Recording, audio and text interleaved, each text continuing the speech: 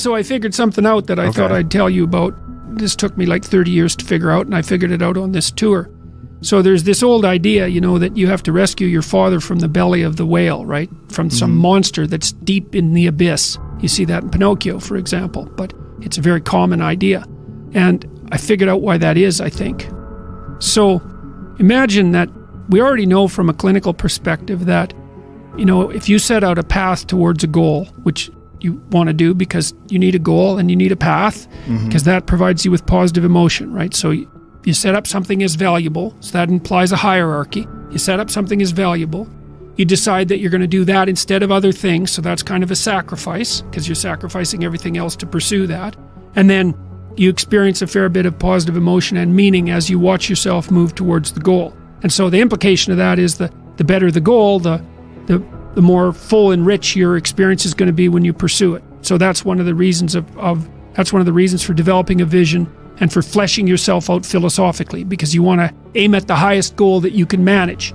Okay, so you do that, and then what you'll find is that as you move towards the goal, there are certain things that you have to accomplish that frighten you.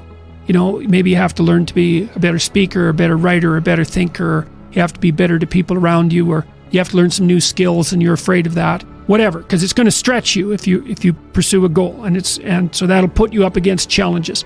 Okay, so all the clinical data indicates, the opposite of safe spaces, as Jonathan Haidt has been pointing out, that what you want to do when you identify something that someone is avoiding, that they need to do because they're afraid, you have them voluntarily confront it. And so you break it down. What you try to do if you're a behavior therapist is you break down the thing they're avoiding into smaller and smaller pieces until you find a piece that's small enough so they'll do it. And it doesn't really matter as long as they start it. Then they can put the next piece on and the next piece. And what happens is they don't get less afraid exactly, they get braver.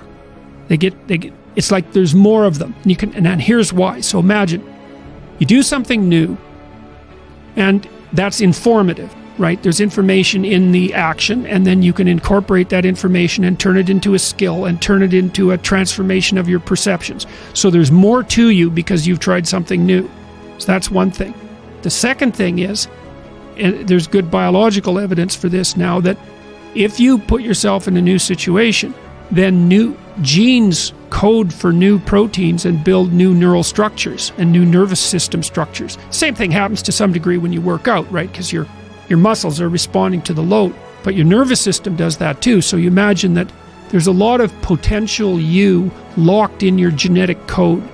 And then if you put yourself in a new situation, then the stress, that's the situational stress that's produced by that particular situation, unlocks those genes and then builds new parts of you. And so that's very cool, because who knows how much there is locked inside of you. Okay, so now here's the idea. So let's assume that scales as you take on heavier and heavier loads. That more and more of you get more and more informed because you're doing more and more difficult things, but more and more of you gets unlocked. And so then what that would imply is that if you got to the point where you could look at the darkest things, so that would be the abyss, right? That would be the deepest abyss. If you could look at the harshest things, like the most brutal parts of the suffering of the world and the malevolence of people and society, if you could look at that straight and directly, that would turn you on maximally. And so that's the idea of rescuing your father, because imagine that you're like the potential composite of all the ancestral wisdom that's locked inside of you biologically. But that's not going to come out at all unless you stress yourself, unless you challenge yourself. And the bigger the challenge you take on, the more that's going to turn on. And so that as you take on a broader and broader range of challenges and you push yourself harder, then more and more of what you could be turns on, and that's equivalent to transforming yourself into the ancestral father. Because you're like what would you call it? You're the consequence of all these living beings that have come before you. And that's all part of your biological potentiality. And then if you can push yourself, then all of that clicks on, and that turns you into who you could be. That's the re-representation of that positive ancestral father. The point is, your best strategic position is, how am I insufficient and how can I rectify that? That's what you've got. And the thing is, you are insufficient.